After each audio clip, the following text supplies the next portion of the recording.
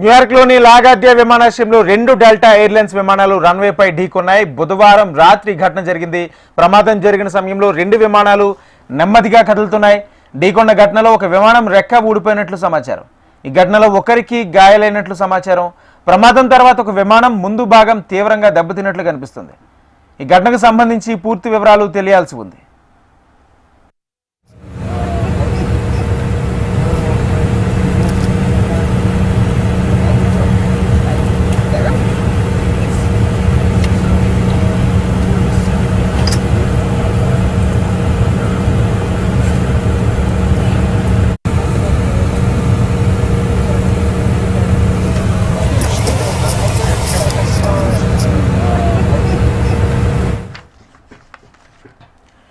న్యూయార్క్లోని లాగార్డియా విమానాశ్రయంలో 2 delta airlines విమానాలు రన్వేపై ఢీకొన్నాయి. బుధవారం రాత్రి ఘటన జరిగింది.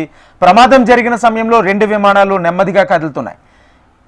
ఈ ఢీకొన్న ఘటనలో ఒక విమానం రెక్క ఊడిపోయినట్లు సమాచారం. ఈ ఘటనలో ఒకరికి గాయాలైనట్లు సమాచారం. ఇక ప్రమాదం తర్వాత ఒక విమానం ముందు భాగం తీవ్రంగా దెబ్బతిన్నట్లు కనిపిస్తుంది. ఈ ఘటనకు సంబంధించి పూర్తి వివరాలు ఇంకా తెలియాల్సి ఉంది.